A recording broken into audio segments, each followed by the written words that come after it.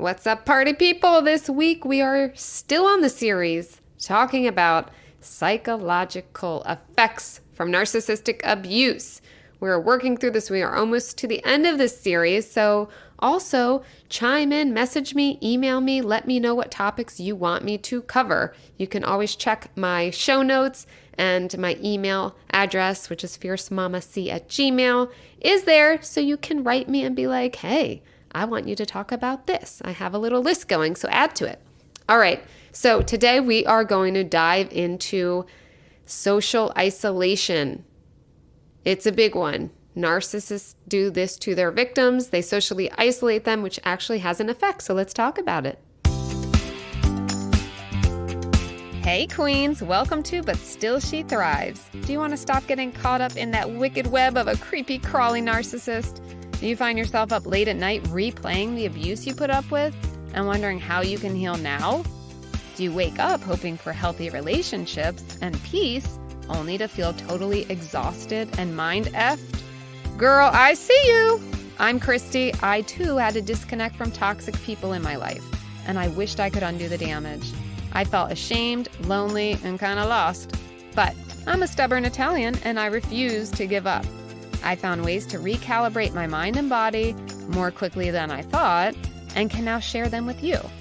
In this podcast, you will find coping tools, healing methods, and confidence boosters so you can trust yourself and find peace and freedom. So shields up, ladies. Let's go protect our peace. So if you've been following me, you know that there are tons of effects from narcissistic abuse, and they can be psychological, and this sucks, and we hate it. So we're going to talk about how to undo it, reverse it, slip it and reverse it. Name that tune. So this week we are talking about social isolation. So if you are not familiar with this, narcissists will isolate you socially. There's all sorts of things they do, but this is what we're talking about today, specifically social isolation, where they will try to isolate you from your family, from your friends, and they can do it subtly, they can do it slowly, they can do it in a way where they will turn you against people who actually love and care for you, and they start to mess with your mind, trying to convince you that those people are not good for you or don't want the best for you, and they're just protecting you. It's a whole gross, ucky, yicky, all those key words, okay? So today we are going to talk about 3 ways you can help heal and work on that social isolation effect. Because when you've been in that relationship, especially if you've been in it for a long time, you may have lost friends, you may have lost family, you may have forgotten how to be social because you've been so codependent on your narcissist.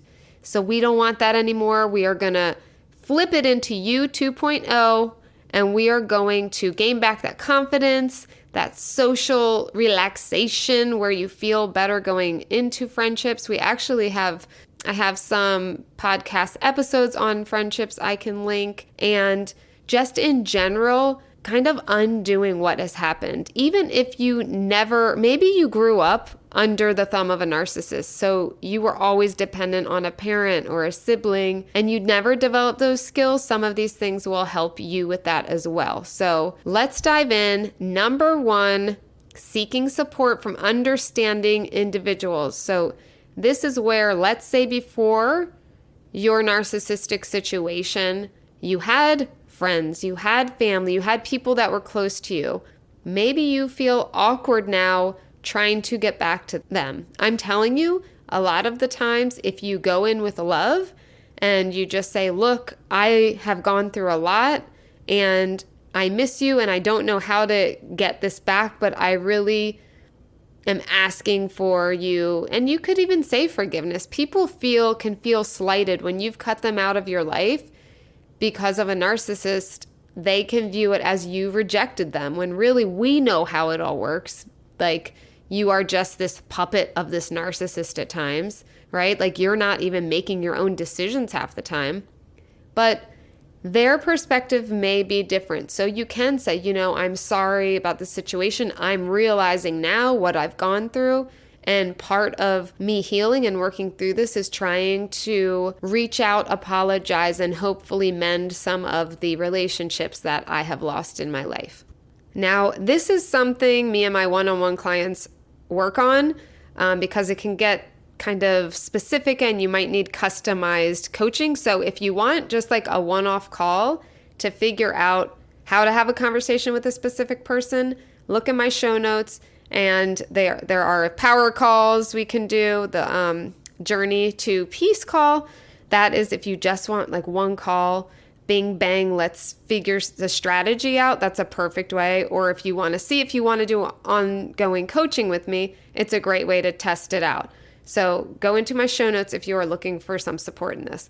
Anyway, so this could be also support groups. So if you don't have those friends or family already, or you don't have past friends or family, maybe you just didn't have great relationships your entire life, there are support groups comprised of people who have experienced similar situations to you. And you can find this maybe locally. There's Codependency Anonymous, which if you've been isolated, you're probably codependent. Sorry, spoiler alert. So I believe there's in-person, and I know there's online classes for codependency. You can look on Facebook or whatever other social media platforms that have groups. I don't know them all. I usually use Facebook for things like that. But there are also, domestic violence or abuse related groups that have local chapters. So you can do some Googling. Thank God for Google. And try to find something specific. If you want my help to find a group, please reach out, email me. I love researching and helping with this stuff. So, because I know some people get very overwhelmed, especially when you've been through abuse. I get it. It's also overwhelming. Sometimes we don't know where to start. So for me, it's an easy thing I can help you with.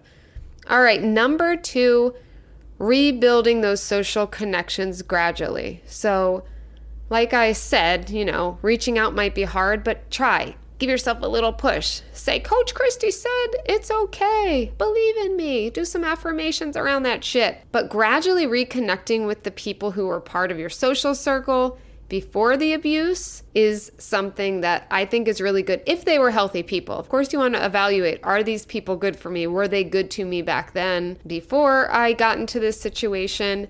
Was it people who were checking in and trying and really wanting to nurture a relationship with you? Those are the type of people that you want in your life. So reach out to those people who have showed understanding and caring, or if you don't have those people, pay attention when you're out and about. Find a reason to just chat someone up in the grocery store. Dang, girl, look at that shiny apple. I don't know. Put yourself out there a little bit and see if you can build relationships and grow some trusting relationships that you deserve. Again, there are some more tips on that in my friendship-based episodes I will link.